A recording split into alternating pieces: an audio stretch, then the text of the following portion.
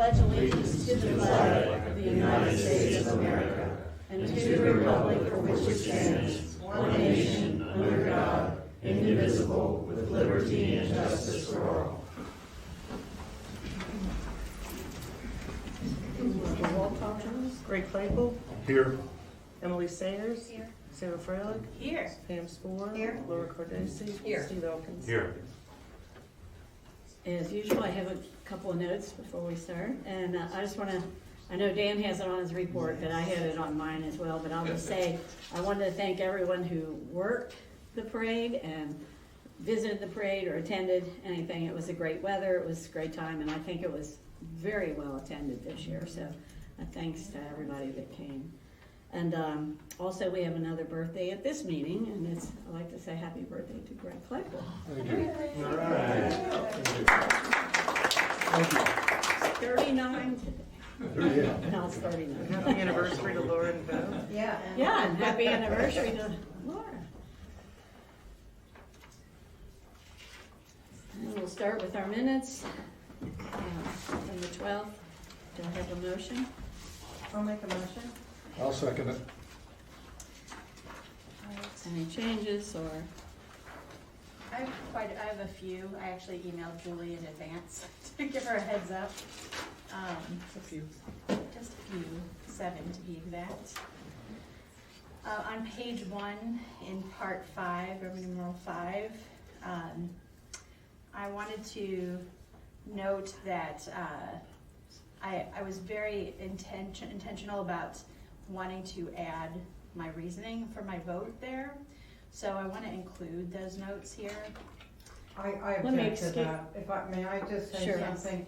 I should have said something at that meeting. I should have objected then because, and I just, in the interest of not trying to be an unpleasant person, I didn't, but I should have. So the reason our process is structured, whenever we take action on anything, you have a first and a second discussion, debate, and then a vote. So the place for those comments was in discussion and debate, and it's very important that they occur there as opposed to attached to the vote. And this is long established practice all over, is because that way they are debatable, there's rebuttal. But when you just do a soliloquy, there's no rebuttal, there's no opportunity to refute facts or point out, circumstances that might alter the point of view you have. So I think that I should have said something then. I think the minutes should only record the action for sure. It's already in the recorded version, the televised version. But, Those disappear, so well, I feel strongly about that. I think that the place, The videos, and I think we they're all know archived. that, the place for They debate don't see is in the debate portion. We don't give a speech when we make a vote. Well, I just would like to add, Mr. Vaughn said at that meeting, he leaned over to me and he said, that can only be included during discussion. So I didn't know. So when we were doing the minutes, he's not here right now to reiterate that, but I confirmed with him and he said, no, that they should be in discussion and not when you make a vote. I know he was upset about it during the meeting, it was visible. But I think that there are a couple things that I've noted about this. One is we have not established that in any of our codes that is a requirement. Number one. Number two, we don't, and that includes we don't follow Robert's rules in this You council. just said we did Well- 2 meetings ago, and we do follow Robert's We do rules. not. I checked with KLC, since Mr. Braun wasn't here, I double checked with KLC just today, and she said it's not established, but everyone follows parliamentary procedure or Robert's rules, and that's, I am very familiar Those with are the parliamentary rules. procedure, and I also, so that's just one note, that's one thing that I just Okay. want to share about that. Secondarily, I felt it was really important for it to be recorded, and if we're not recording any of the discussion, We do record discussion. there wasn't anything recorded in the past, so I wanted to make a point of making sure that it was clear why I was voting the way I did. I wanted it to be reflected in the minutes. So, with that in mind, will we move forward and record those discussions in the minutes? Is that something that we I will think do? if you want to in discussion, if you wanna be sure that what you're saying is recorded, you can ask for that. But it's very important that it be there for transparency so that there's an opportunity for rebuttal. I understand. I wanted to make sure it was recorded, Well, because I don't want anyone to not I think if you're concerned about that, or misunderstand. any of us are, we should say we really wanna see the point that we're making in the minutes. I mean, we oftentimes have discussion recorded in minutes, but if there is a point that you feel very strongly about, I think you should, point that out, that it should be in that debate discussion portion. I understand. I'm not here to feel like I need to be lectured on how parliamentary procedure works. I want this to be recorded in the minutes, no matter how it's recorded. That is why I stated it at that time. Well, I So, understand I'm that's trying- why, hang on. I'm just saying Please don't that, interrupt. I think it's also important for us to understand, going forward, how to proceed in a case like this. Because to me, this is very important. I don't want anyone to misunderstand why I voted the way I did. Does that make sense? Well, moving forward, when we have discussion, then Julie can note those things. But when the vote will be the vote. Well, I would think so, like if you're having a discussion, you would like to, say, I would like mine to be in the minutes. Okay. My words and to be in the minutes, if it's before the voting. That's what he was, Well, it sounds said like it. we're not supposed to say it during the voting, so I'm no, trying to you're not. establish. if there's You're a not. first and a second, then there's discussion. That's where you talk about it. And if you want it in there, that's where it should be, he said. But once the vote is taken, it can't be after you voted. That's how he said it. I understand, but I'm asking for a clear procedure. So if we're going to do this, I think we should put it in our code going forward. Okay, let's move on, because clearly this isn't going to happen. On to page 2 in the police department report. The bullet that starts with repass should be trespass. It was corrected during the meeting. Also on page 2, police department report, at the end of the report, I wanted to add, there were some missing discussions. So I wanted to add that Ms. Freilich shared appreciation for the new towing and citation reports provided to council. Chief Stanley will add reason for towing to the towing report. And Ms. Cardosi inquired about drivers not stopping at stop signs.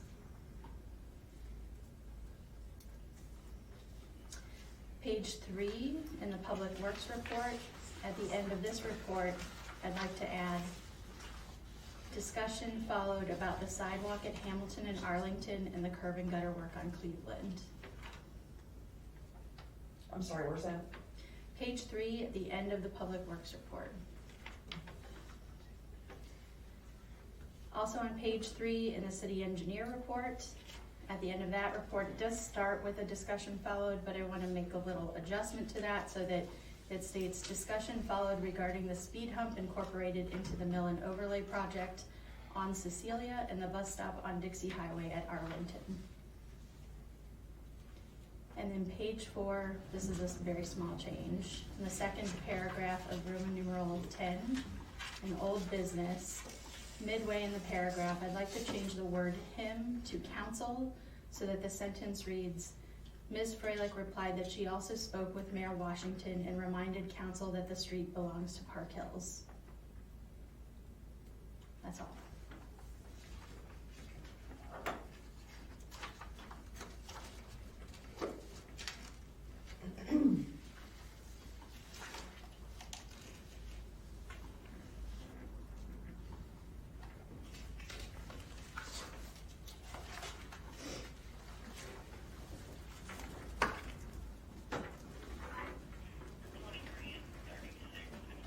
So would you have a vote?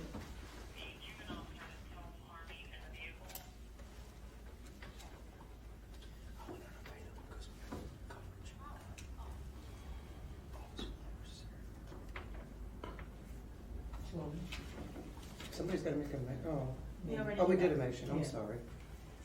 Mr. Claypool, Yes. Ms. Sayers, I have to abstain. Ms. Freilich, Yes. Ms. Spore, yes. Ms. Cardosi? Yes. Mr. Elkins? Yes. Is that without putting in the reason why? That was my vote. That's how we Yeah. ended it, yes.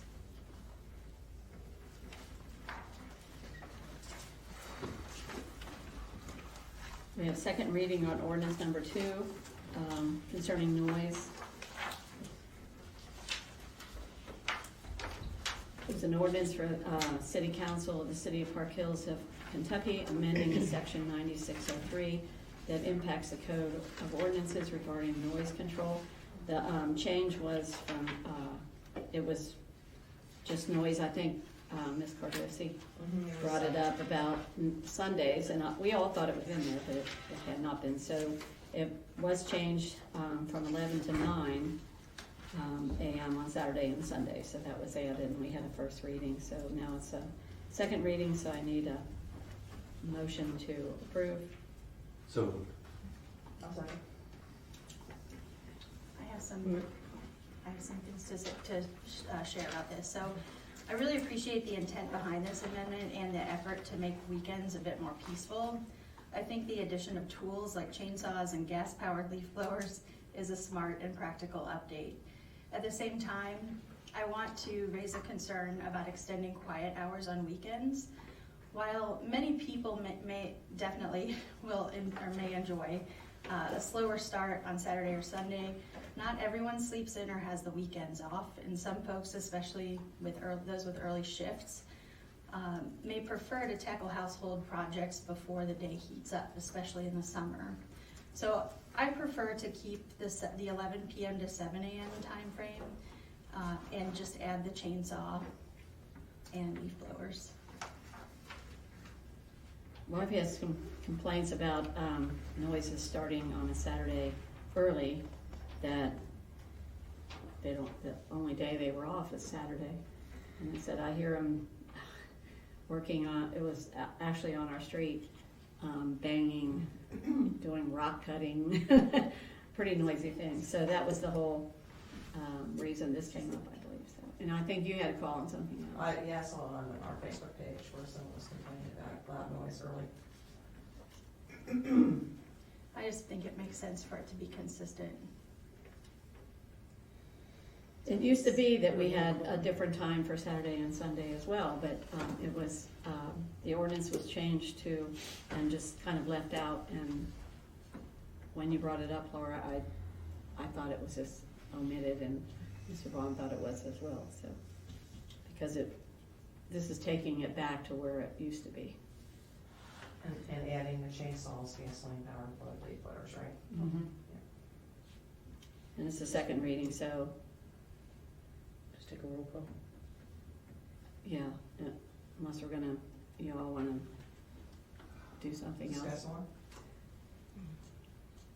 So what you're suggesting is keeping the current time, but keep adding in the chainsaws and the gas-powered leaf blowers. I think that's more appropriate just because, for consistency, I mean, I understand the intention and I don't mind it or anything. It's not like it is hard for me. I'm just trying to think of, our community and how people, have different schedules and, might want to be able to work earlier in their yard.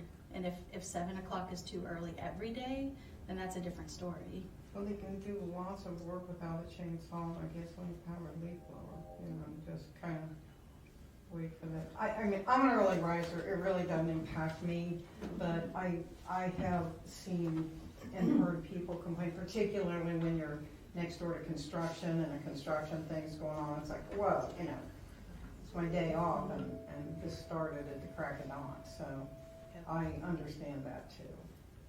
Well, I'm just thinking, mowing the lawn, it can get really hot. Yeah, do we exclude mowing the lawn down here? It says I guess lawn we do, mowers. lawn It says lawn mowers, yeah. mowers. Mhm. Yeah. So you have a little quiet electric one. Another alternative is considering decibel levels or something like that too.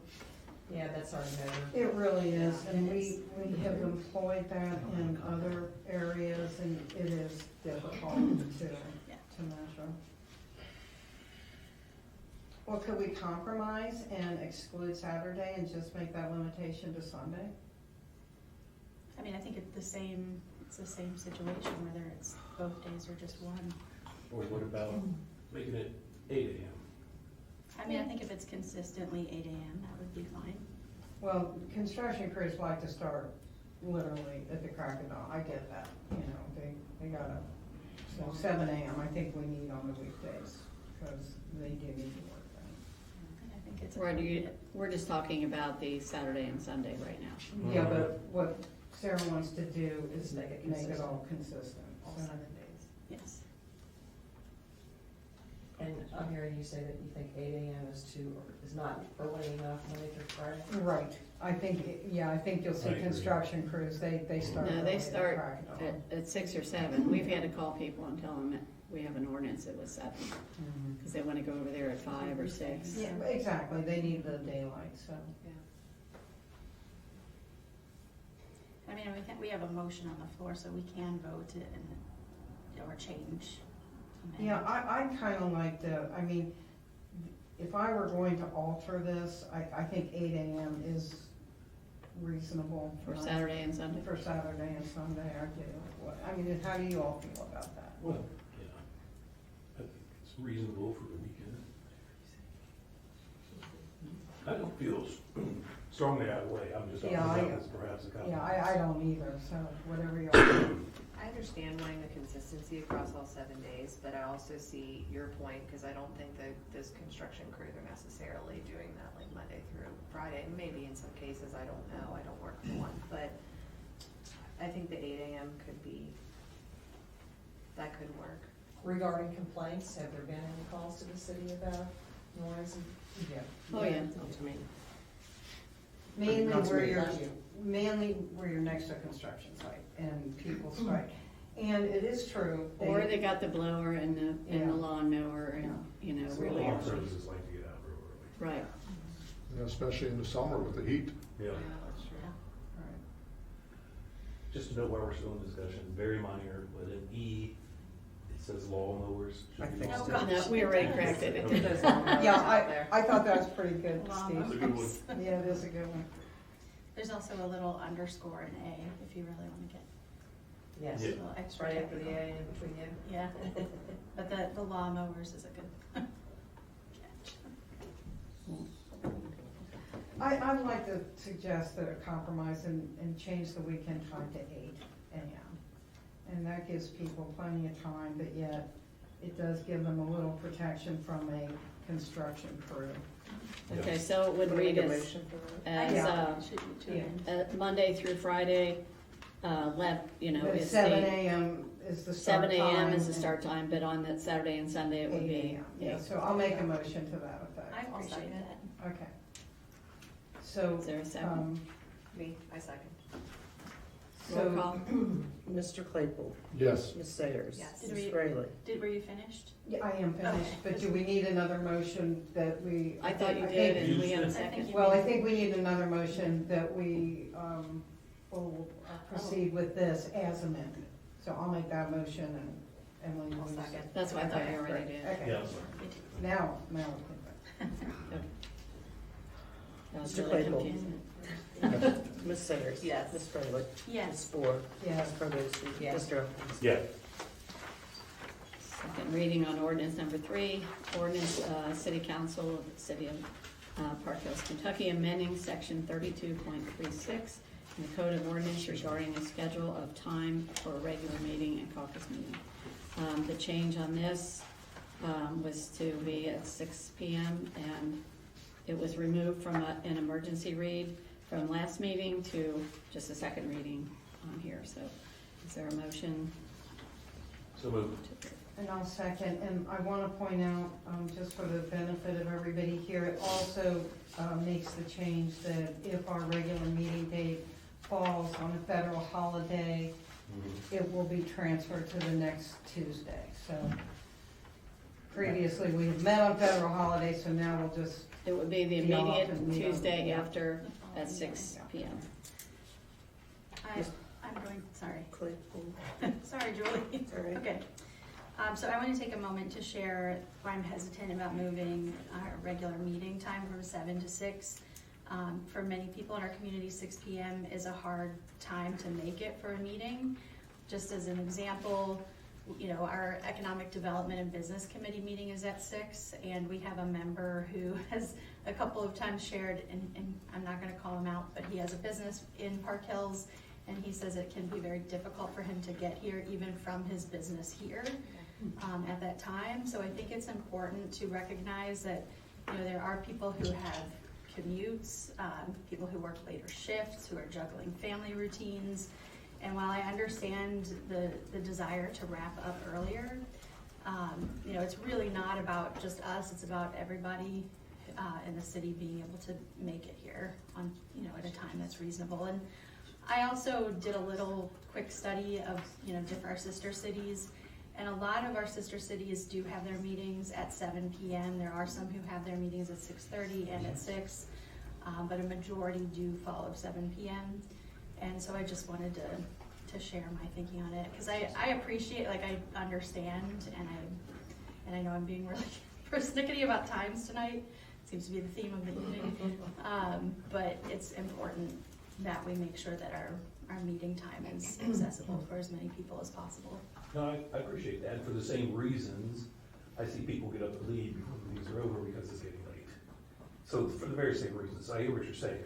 And I say, I just wanted to try, in your time, I've been doing this for a while, and, you know, get home late and family's gone, you know, checked out already, so it's just something I wanted to try. I'm not saying it's permanent, we can always We change can it back. revisit it, yeah. Yeah, we can revisit it.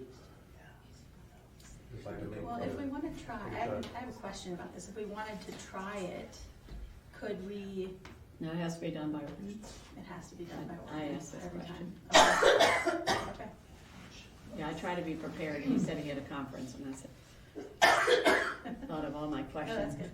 I kind of understand both sides. I think it would be nice if we could try it. I think if somebody, even right now, if somebody's working, or have to work later, they can always contact the mayor, truly, if they want to maybe put it as a question, you know, somebody can't, even if somebody's on vacation or out of town, hey, I got a question, can this be brought up to count? Does that still work, Julie, if they call you or email you and say, I want this Yeah, if question they answered? call.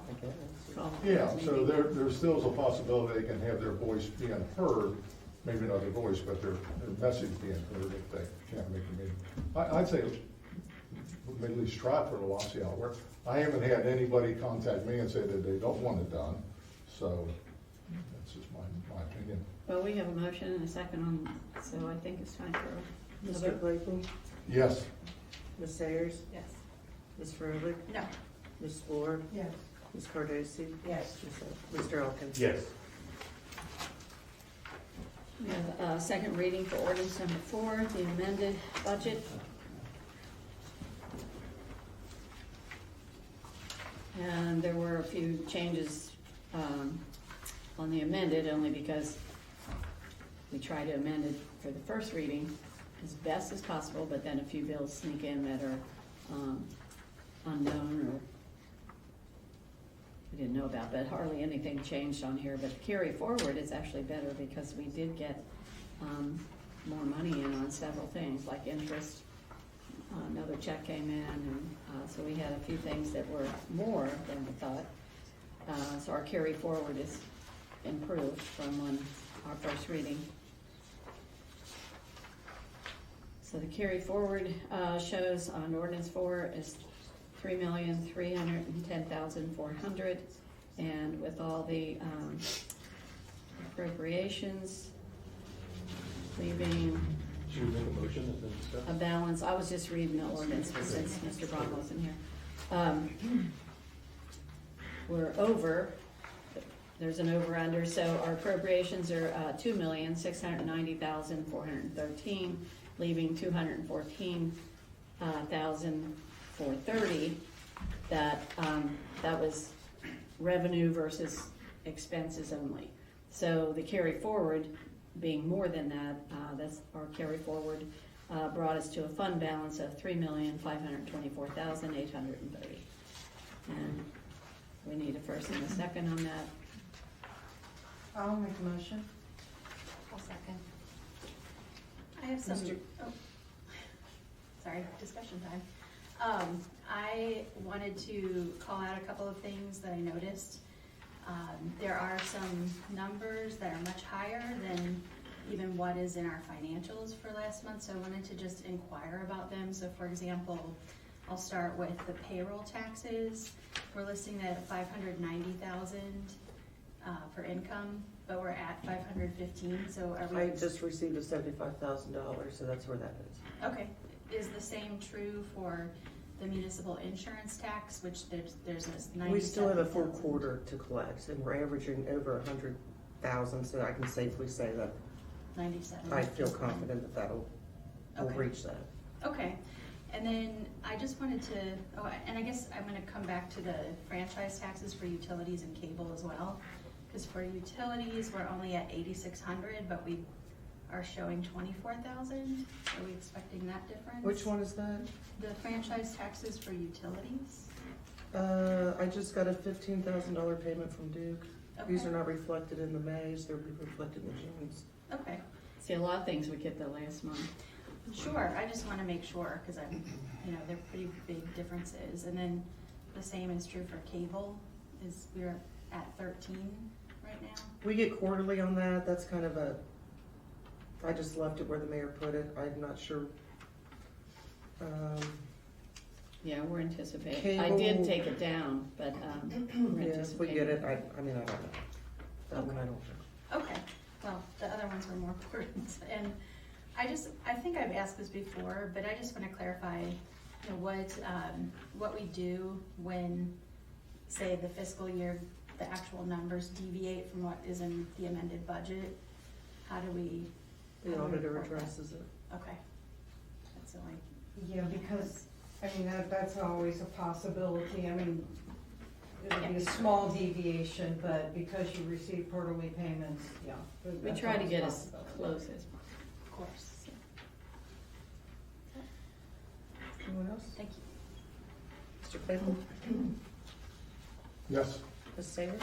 Yes. Ms. Freilich? Yes. Ms. Ford? Yes, Ms. Cardosi? Yes. Mr. Elkins? Yes.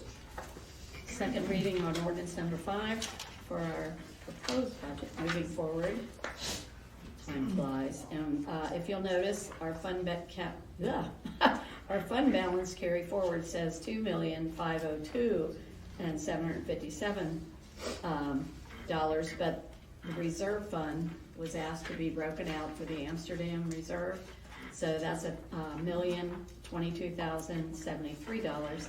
So the two of those equal the carry forward that I mentioned from the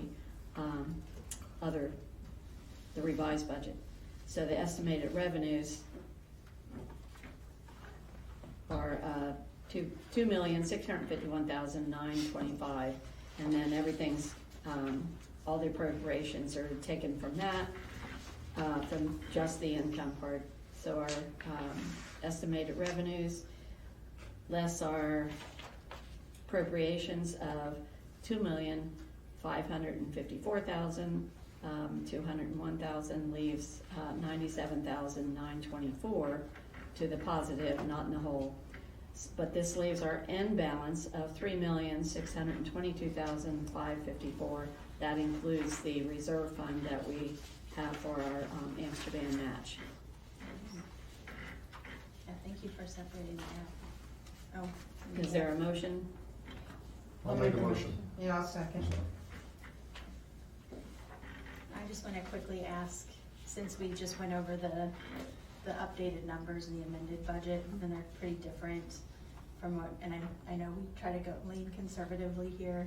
I just wanted to make sure that we're okay, you know, with, like, for example, the payroll taxes. This year, we're saying it's 590,000, but we're budgeting for 480. Do we We really? always estimate our income very low to be conservative. And payroll tax is one where you really do have to do that because, you know, we have construction projects and things going on that we may not have next year. So I think it's important, particularly on that one, to err on the low side. The municipal insurance tax also is $650 for this year, and we have it at $490.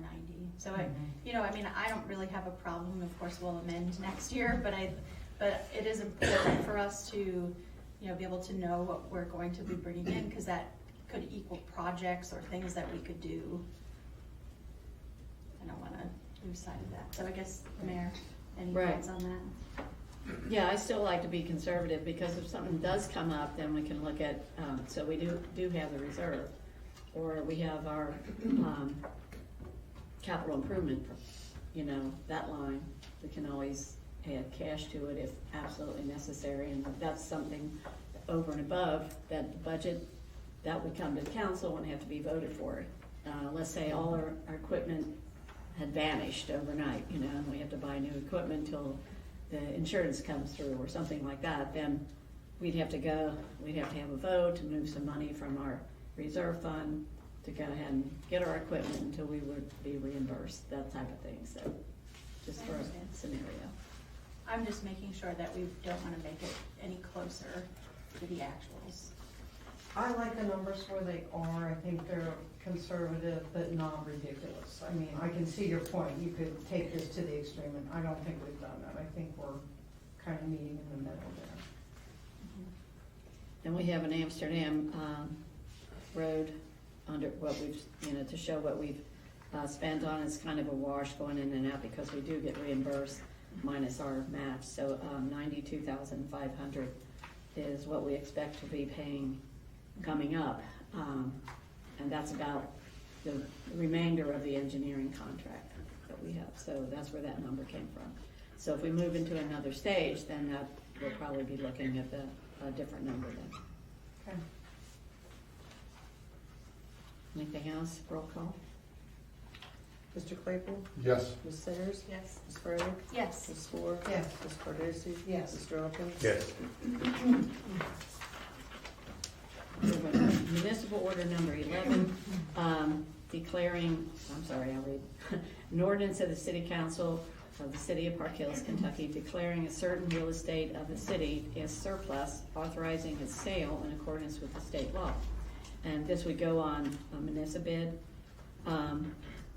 It's actually this, if you look at your paperwork, there's a little tiny spot. Yes. I know there's a legal description, but So if you look at the bottom of the sheet that is in front of you, it's this little piece right here at the very beginning. yeah, I put a little circle around it, if you can see it, I don't know. No. You can? I can't. It's If- highlighted on this. There's For- a circle here. Let's see. Well, maybe the copier Yeah, doesn't that's, pick up highlights, I don't know. So, years ago, You touch it right Yeah, on the right yeah. little strip. I'll explain where it is. It's a little tiny piece off of Walled Court that has a sewer on it. And that was, for those of you who weren't here during the settlement time of Walled Court issues, then that was in the settlement. We got this little spot carved out because Mr. Tyson's on the other side, and they were involved in some of the negotiations. And they wanted that piece carved off the lot so that we could get it landscaped and the sewer could be properly done. And they didn't want just to be part of a lot that maybe it wasn't gonna be landscaped properly, things like that. So that's the whole reason it was carved out.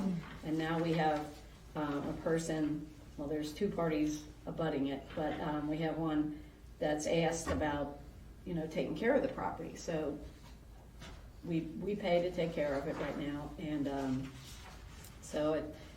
I had asked Mr. Braun, and he said, if you put it out to surplus, then it goes on municipal bid, and they'd have to go in and bid on it. Anyone could bid on it, but that's particularly what the little piece of property is. and I do wanna mention that you're right, it was part of the settlement with the Burlings. And that was all, the landscaping of that piece of property was part of that settlement as well. So that was all done by the Burlings, and it was irrigated by them as well. And then we have maintained it faithfully since then. I guess I should ask why these people wanna buy it. Hang on, we Because- haven't made a motion of any Oh, kind, so okay. I think we need to do that Yeah. before we have Okay. discussion. I'm sorry. And I just wanted to explain where it was too, though, so everybody was I'll make on a board. motion. Well, I wanna make, Oh, I'm sorry. I was gonna make a motion to table this municipal order regarding surplus land until the next regular meeting, and request that before reconsideration that the city assess the property for any existing or potential drainage, easement, or infrastructure value, and consult with SD1 and PDS on how privatizing the infrastructure in this piece of property may affect the city, and notify and invite written input from neighboring residents to ensure transparency and broader community consideration before final action. Okay, so does somebody want to second that motion so we can discuss it? I'll second it. Okay, so, just a one piece of what you said there. I don't think the infrastructure is privatized.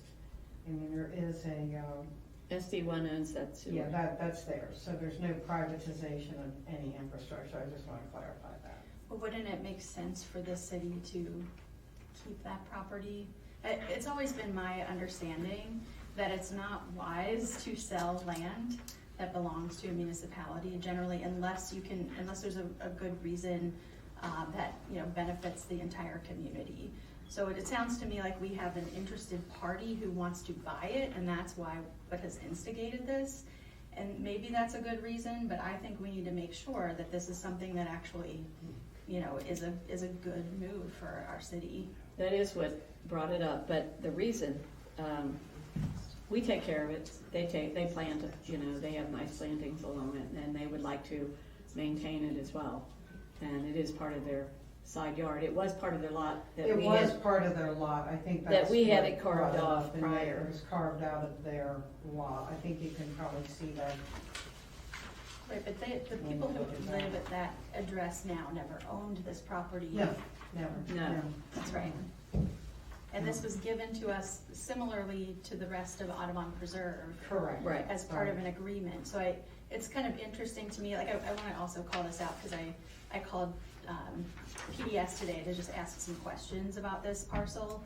And you know, thank you so much for including the Exhibit A that has the details, because it is really important to understand that there are some conditions and some restrictions attached to this particular piece of land in perpetuity to the deed, is what it sounds like. And I guess this is some of the stuff that I want to make sure that we're verifying and that it's clear, because similar to the Audubon Preserve, the intention here was to keep this green space. Correct. And that as- would have to be part of any notice if you put it out to municipal bid. And it's not a buildable lot, I mean, but it does have to be maintained in perpetuity as green space, that's correct. And that would have to be, you know, if you were to put this out, that would have to be part of that. Right, it's notice. a deed restriction, yeah. Yes. So to me, it seems more logical for it to not be sold, but I want us to make sure that we've, you know, reviewed these details and that, you know, the community has an opportunity to understand that this is happening, because when I received this on Friday, I was kind of surprised. We hadn't had any discussion about it before this. I think it warrants further assessment and clarification and just a little more I time. don't have any problem with that. I honestly worked really hard on it, so, agreement. And I do think it's very important that everybody understands that everything that was, all the land in that has to remain as a passive green space, so you can't build on it, you can't do anything with it. So there's a motion to table Yeah. In a second. and a second. Mr. Claypool? Yes. Ms. Sayers? Yes. Ms. Spurling? Yes. Ms. Ford? Yeah. Ms. Cardosi? Yes. Mr. Rock? Yes.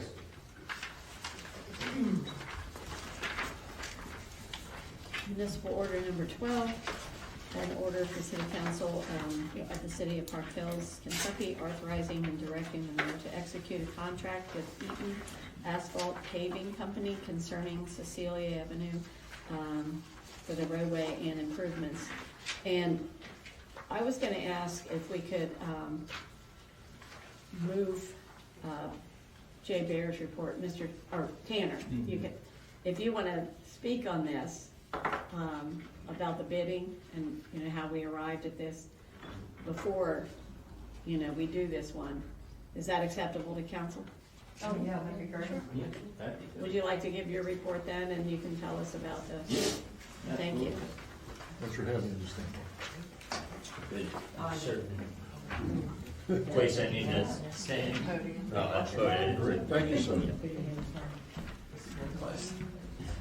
You would like me to just give the full report?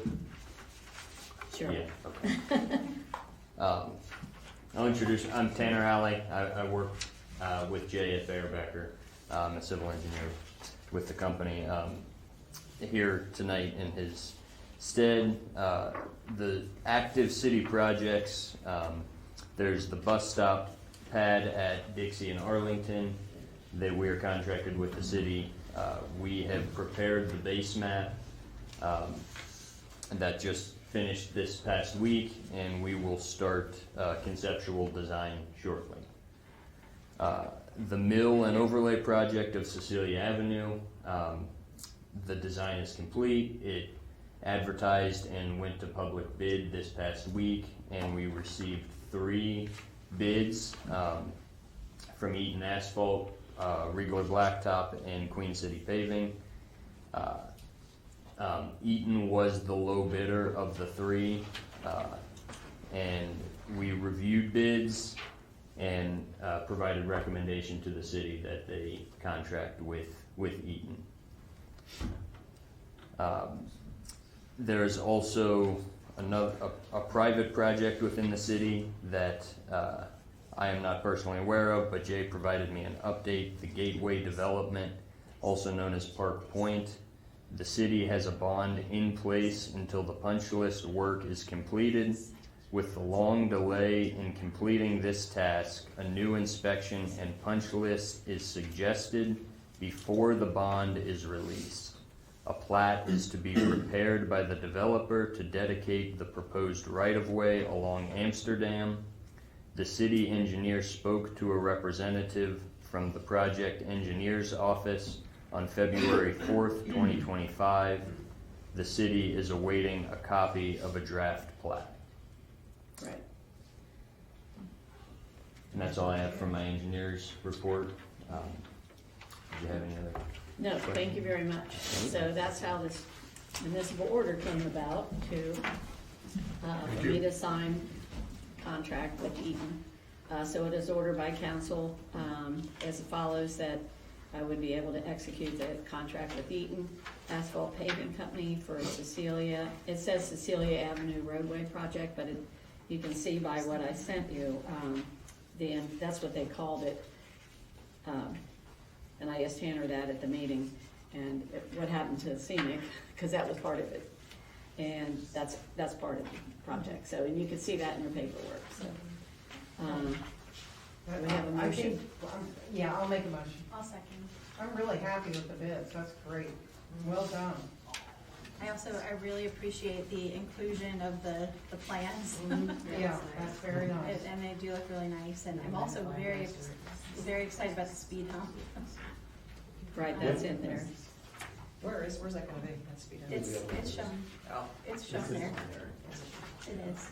I also had a question about the speed hump, and Tanner, I don't know if you can answer this, but, and I might be like asking for too much here, but I just was curious about whether we considered more than one speed hump, or, I think where it is makes sense, but I just wanted to confirm, because I know this has been a street that residents have wanted something here for a long time. Absolutely, yeah. We're simply going off the feedback from the city that we were given. And in my opinion, I feel like it's located largely towards the center of the street, so should be effective in getting drivers to slow down as they approach it after the length of the street. But yeah, we went off of the directive to just replace the one in that location. Because they're dead end, they felt like, Well, it's in the middle of that straightaway too, Right. which is like the most important part, and I don't know if Steve. well, that's where I had most of the complaints from, so. Yeah, that's why we put the post there. That's what we got those. Yeah. Did you ever think about, or did you think about doing more than one, or did it always just seem like one was We enough? did, because there were some complaints about having one at all. Yeah. So we decided on this would be the most effective place for a single. And I would really like the new design that you found. What was it, from Rhode Island? That was what I based the detail off of. But it's a good one. It's like the one in front of Beechwood, if you see that. And this will help too with the snow removal, they don't Yeah, have the to lift take them goes up over the anymore. snow, so there's nothing to catch the Yes. plow. Right, Yes, we do. Yeah. and it's not as aggressive as. Right. Exactly. Okay, so we'll have a roll call then. Thank you. Mr. Claypool? Yes. Ms. Sayers? Yes. Ms. Fraley? Yes. Ms. Ford? Yeah. Ms. Cardosi? Yes. Mr. Elkins? Yes. Mr. Gray? I was gonna talk about, what she mentioned about having more speed bumps on that road. Okay, I've lived on the street all my life, and I've not once been contacted on whether we need more speed bumps. There's a few people right at the front, right there where it's at, that's doing the majority of the complaining. It's So on I think Cecilia. if you're that gonna was- talk about speed bumps, you go get an input from everybody on Scenic and Cecilia and the new Scenic Drive and see what they say, not just a couple people Right. that dictate everything. And that was some time ago. Yeah, but nothing's come up. I've never been contacted. I think they only went on Cecilia. Yeah, but I have to go I know, across it. I know. So it should be everybody that's affected You're right. to make that decision. Right. But it hasn't slowed anybody down. No, that's true too. So hopefully, Um, I want to respond to Mr. Gray a little bit too. I'm thinking like, I hope that we do this in future projects also.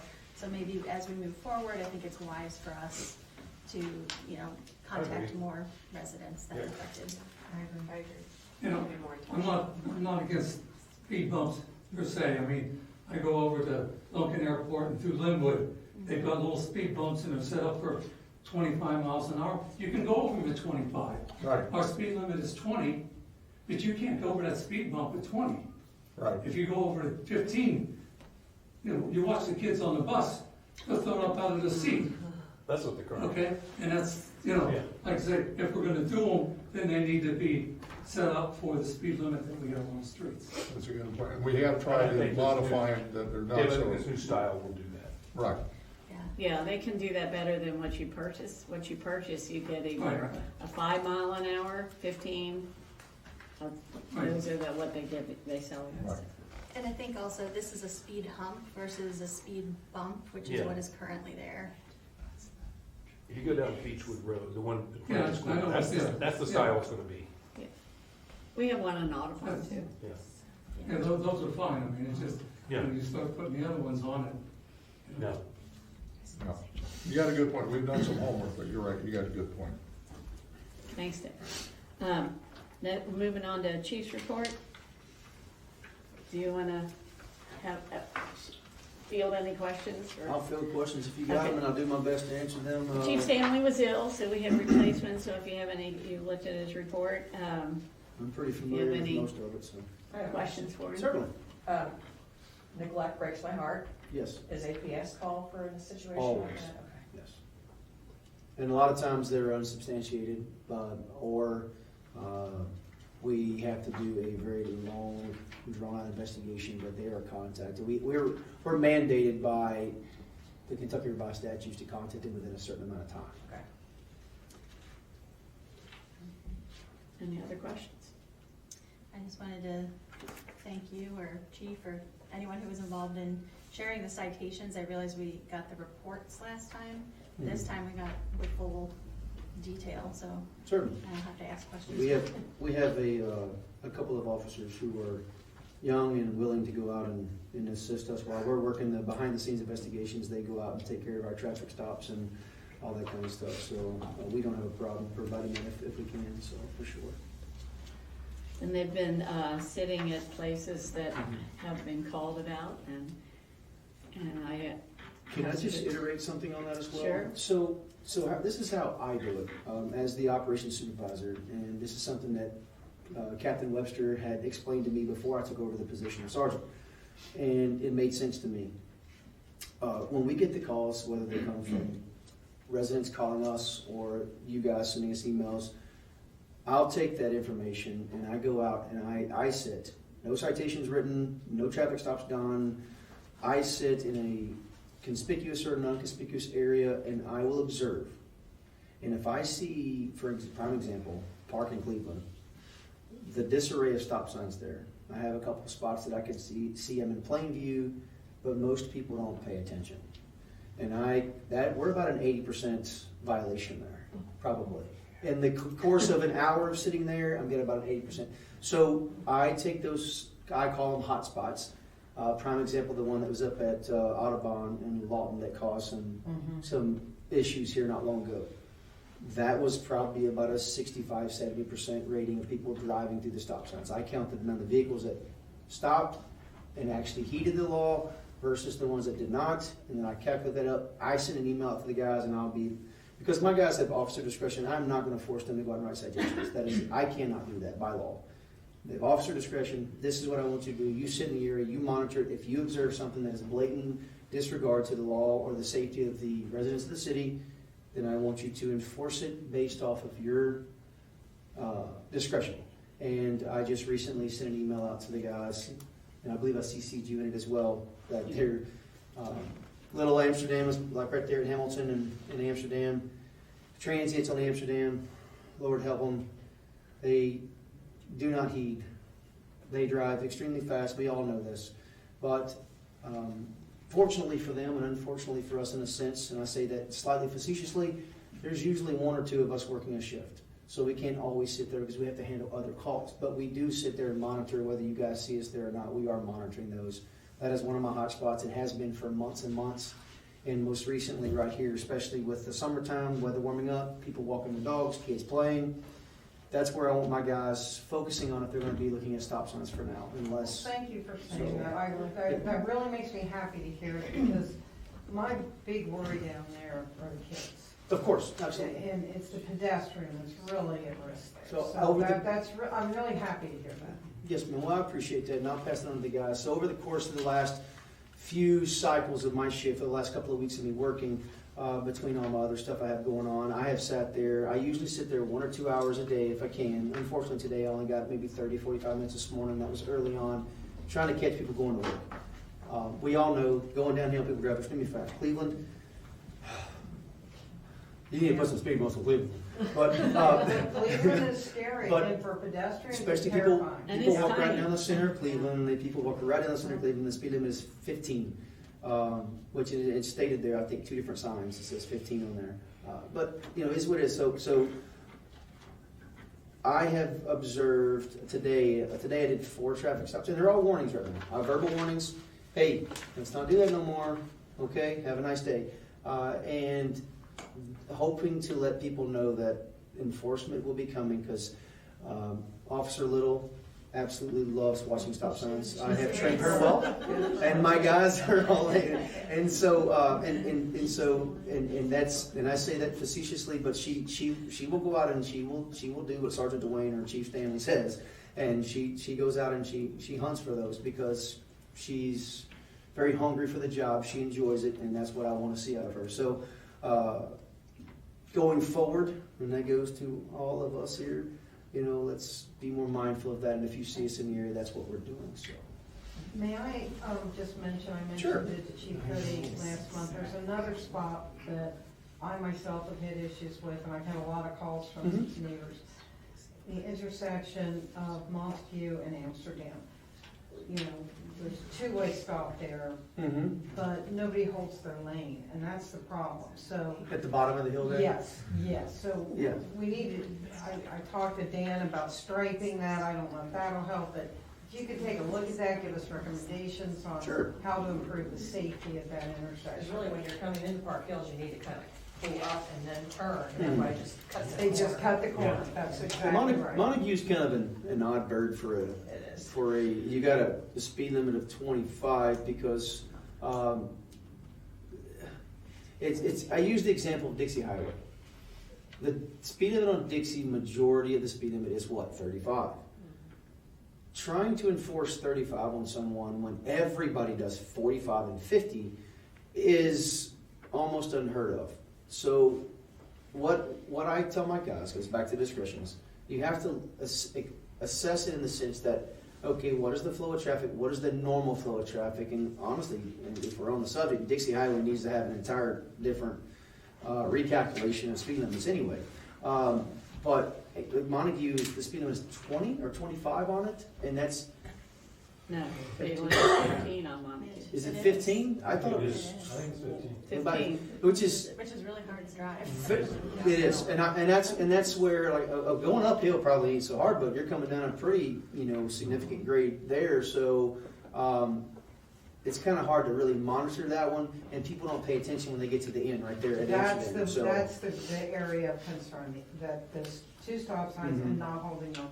And we own, correct me if I'm wrong, Mayor, we own the Park Hill side of Montague. We do. Covington that's has the correct. other side, and if Right. there was a way that we could invest or have one of those signs, such as that we have out here, one of the electronic signs, Okay. sitting up there somewhere between the stop sign and the bottom of the hill, that might kind of trigger people to pay more attention to the speed limit. And I've thought about that for the last probably year. So it's just a thought, to help, to help be able to monitor Okay, we can- that. So. Yeah, we'll do that. And the stop sign there, it's. I think everything in the city ought to be runabouts. It might make it a little bit easier, but.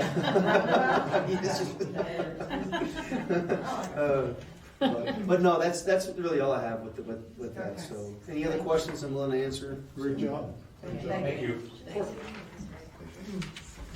Chief?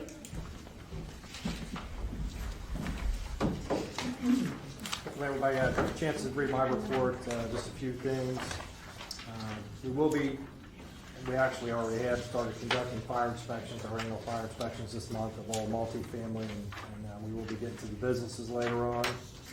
And we did have one of our members complete the fire recruit school, so he's ready to go.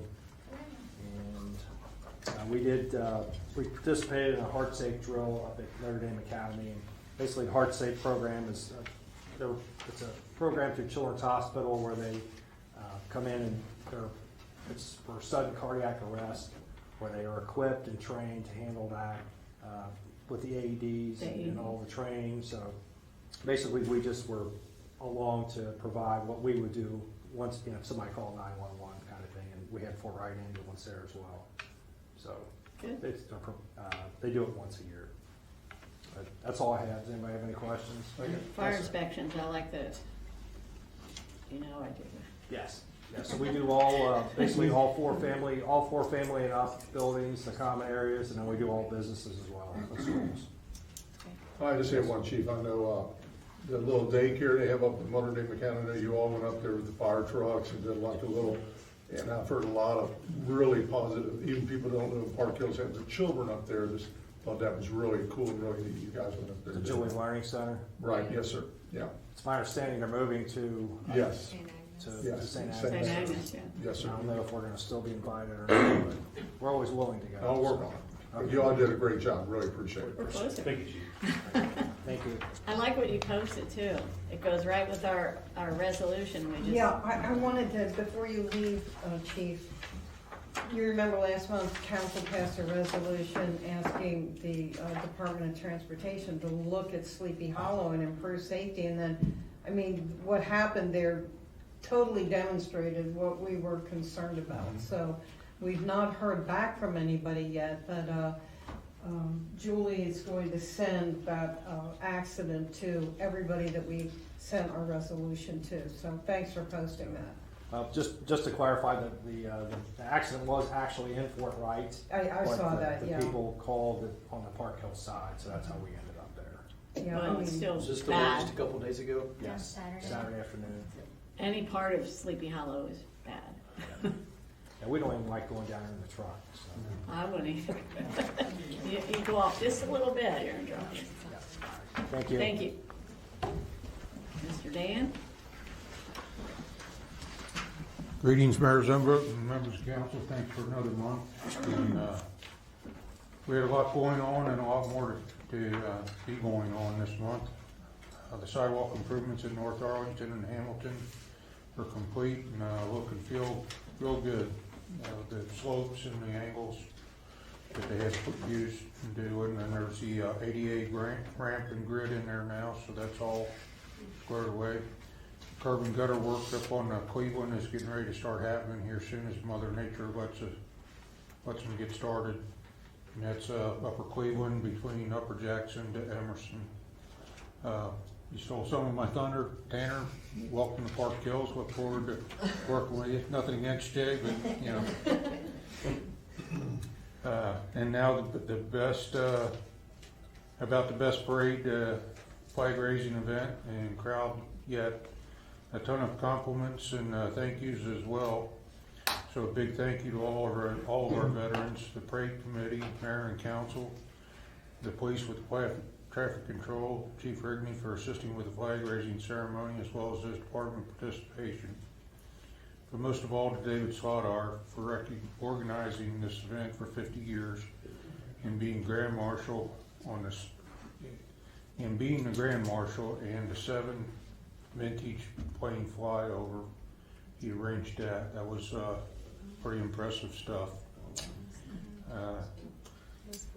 Thank you, sir. Sorry for rambling on here. Just one more thing. I want to thank everybody for their thoughts and prayers and the passing of the way. Thank you. Any Thank you, Dan. questions? That was a sneaky flyover, wasn't it? Yes, ma'am. I didn't know you arranged this. Pretty cool. Yeah, we Well, saw when we were driving out. I was but like, no what one is knew that? because Yeah, I they was just going took a home long and- time to get I know, I permission, just so. looked I up did and not saw it. realize it was for us. I didn't either. I was like, this is I great. just How thought it was- this is perfect. Very neat. So I have time to look at the financials. Yes. Do you have a motion on I'll that? make a motion. I'll second it. I have a quick question. For the Bromley contract remaining amount, when do we expect that to arrive?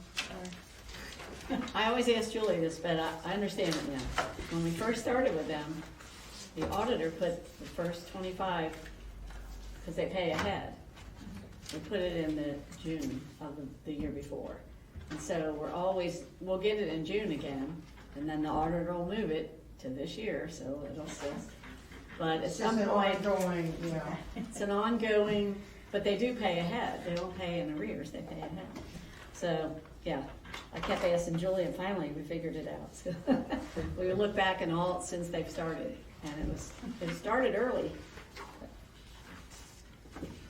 I made a happy face next to the investment income because it was pretty good size. That's really good.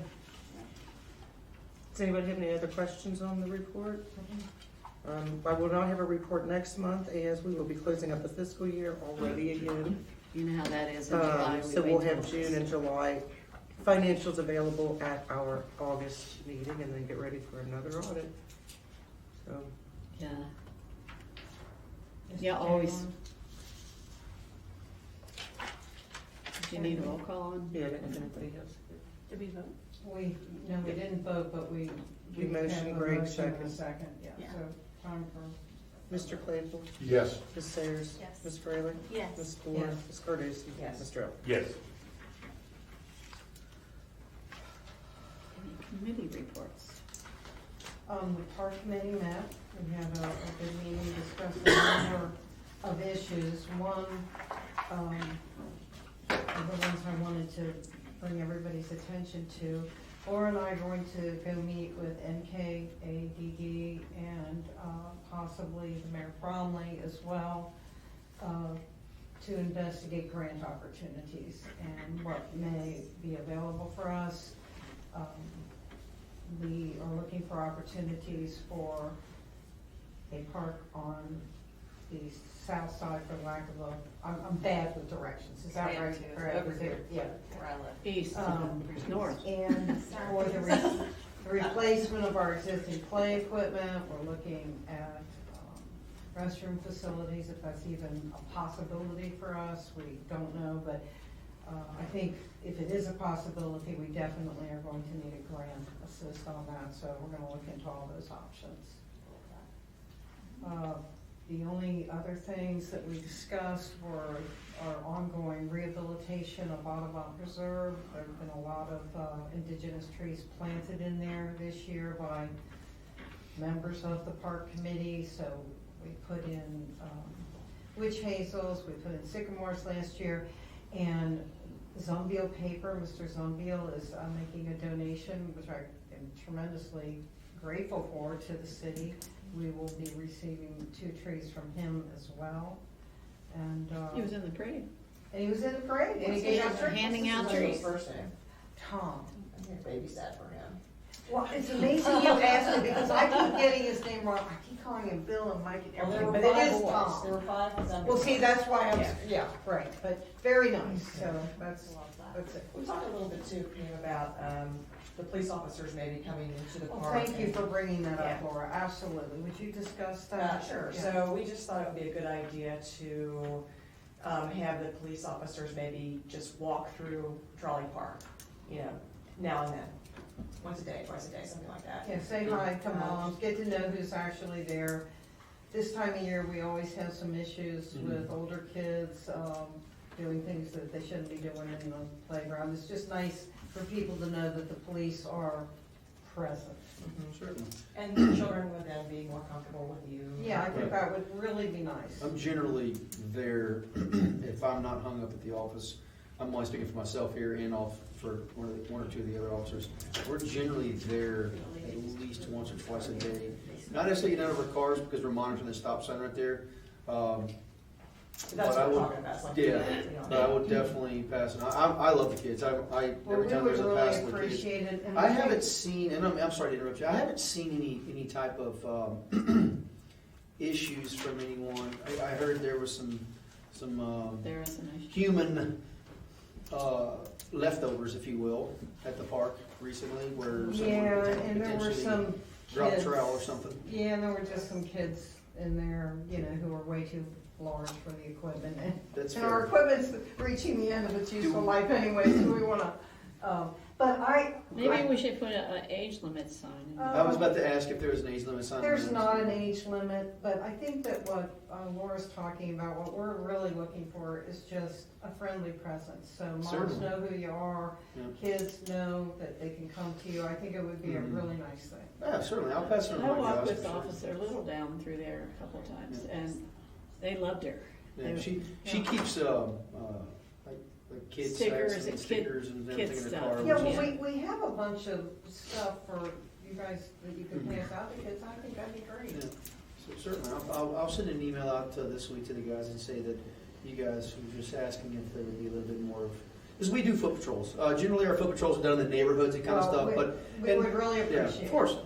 of course, I'll pass it Okay, on to you great. guys, Thank for you. sure.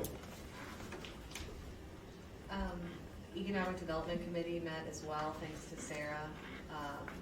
I was traveling that day, honestly speaks to our earlier bit about meeting times.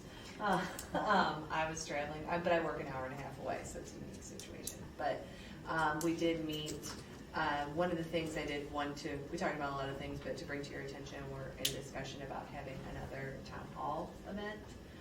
It was so well received. I think last year we had really good attendance, and we're hoping to mimic that again as well. And I think to Mr. Gray's point earlier is getting more community input on things that they'd like to see, things that they would need. So we're in the planning stage of that right now. So if anyone has any thoughts or input, obviously welcome. But I think it was such a nice event, and a lot of people came, and we'd like to see that again and get continued community involvement.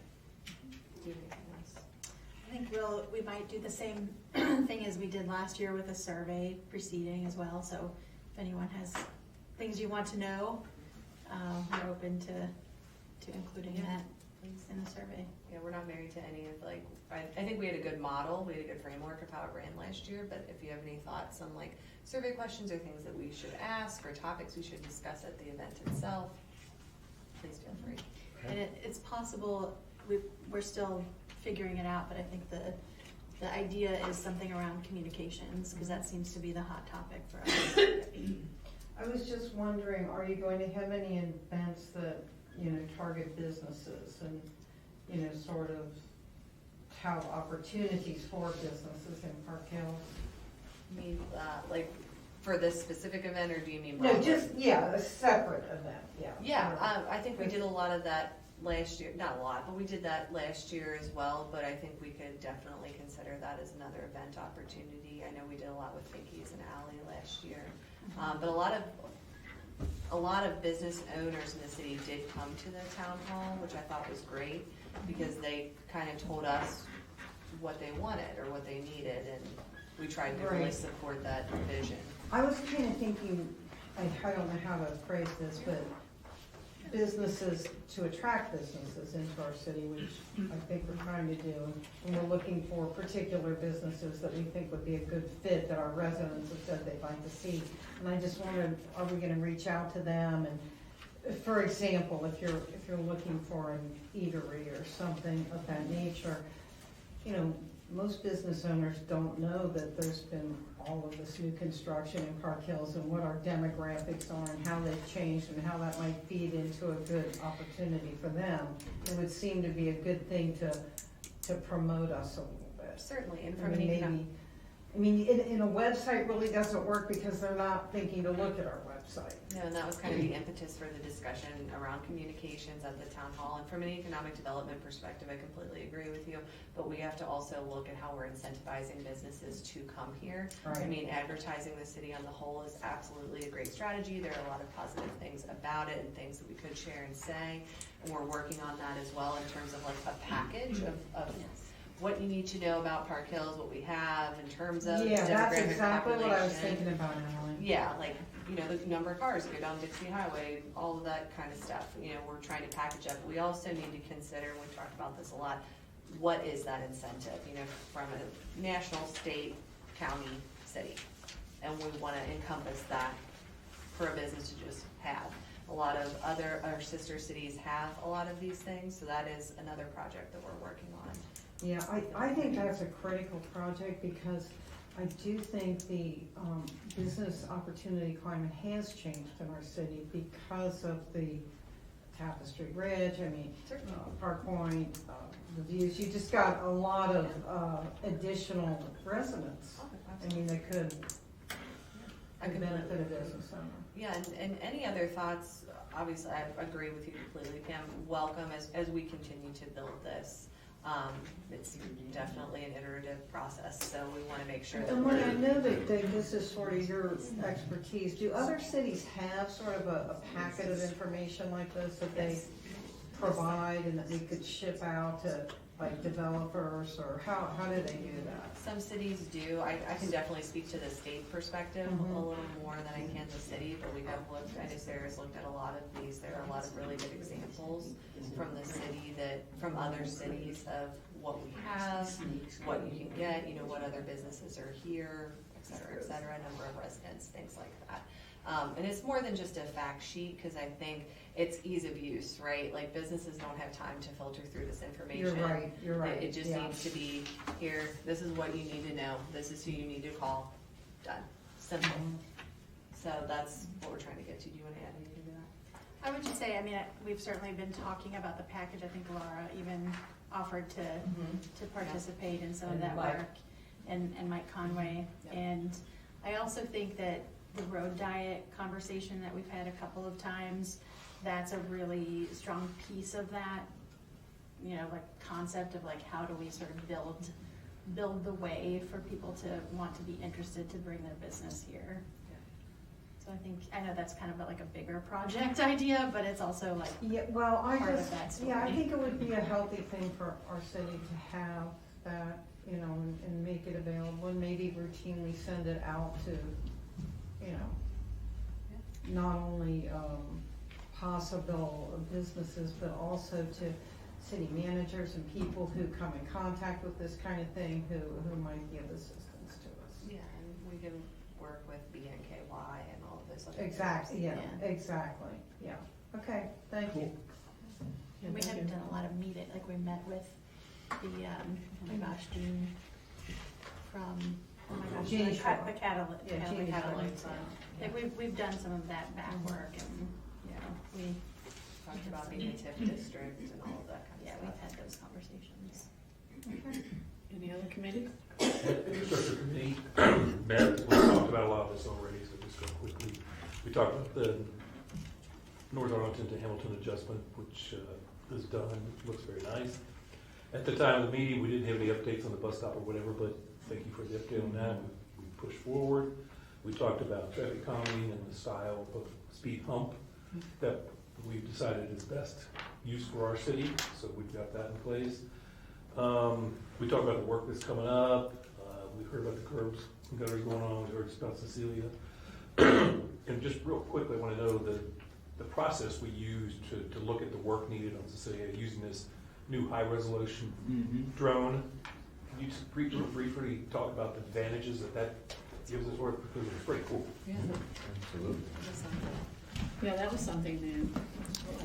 Yeah, so one of our capabilities at the office is drone imagery, and we have very high resolution camera that we can fly at various altitudes to get images. And the process that we used, I went out, assessed the pavement, marked areas for full depth replacement and maintenance, and then our drone pilot flew it and got a very high resolution image of those areas, and then it also helps me to better assess the road for any additional areas. So it's a pretty efficient, effective way to document the existing conditions, and we can even do that throughout the process to see what they've done, even once they mill the road, if we want to assess the pavement again. So it's an efficient process that we have, and happy to utilize it as much as we can. Yeah. I found it so much better than, when I walk it and I notice spots, and I said, oh, there's the spot, but it's hard to sit down with the plan and then mark it when you're away from it. But that drone takes you right to it, and there it is. Yeah. So Yeah. it does a really accurate marking of. And it's very precise. We can Yeah. bring it into our software and get very precise measurements from it.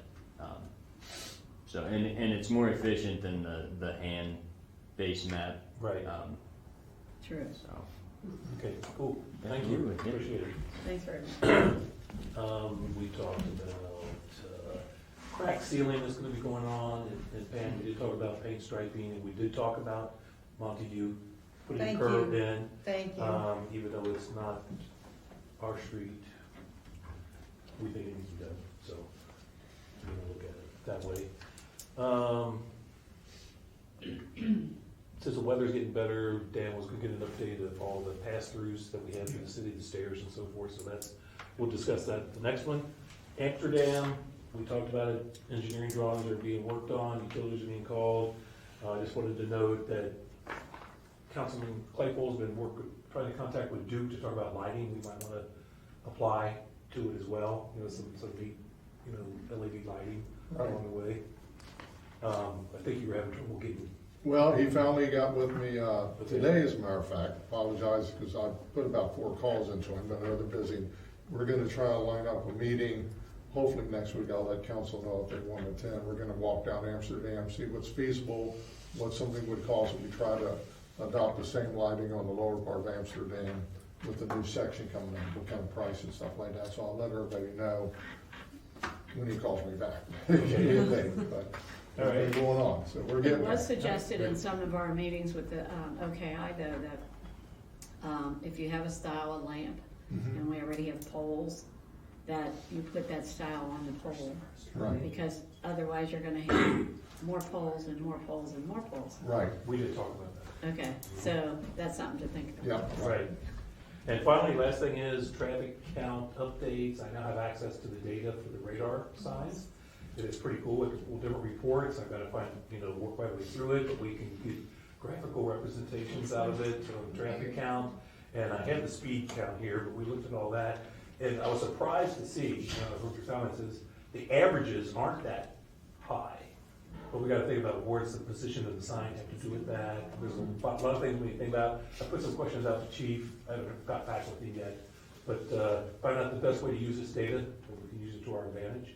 And so we'll be deep diving into That one, the sign right here? I have both of them. Okay. Yeah. Okay. On Arlington, South On Arlington, Dixie. the one on Dixie too, but the Yeah. one on South Arlington, does it work still, or I thought it Yes. wasn't? Yes. Does it? Cause I see it working, but I didn't know if it's still It'll good. catch you before extra on Yeah, a 'cause clear they, day. if it's I'm raining, walking, there's a you're lot of halfway down people, Allen. they're always Check at and see if I find that. at least Yeah. 25 to 30 going down the hill, so, I Okay, mean, 9 out of 10 people. but more to come on that. You could set that idea. And we also talked to Danny about, talking to Fort Wright about that stripe off of Sleepy Hollow coming into Park Hills is pretty faded there. Yep. So, Yep. I sit with a laser, like an actual, I can hit one car at a time, and I'm on average clocking people 12 miles over the posted speed limit. So I don't know what the average is on that because I don't have access to it. Mhm. So just be curious for me to see what the Yeah. numbers are. Right, if the So- thing's doing its job. Right. Yeah, I mean, to see if it needs to be Would you upside? calibrated. Yeah, sure, Yeah, absolutely. okay. So, That's what I had. Any other committees? No? So we have old or new, I have nothing. We have a motion to adjourn. So moved. I'll second. We're adjourned. Thank you, guys.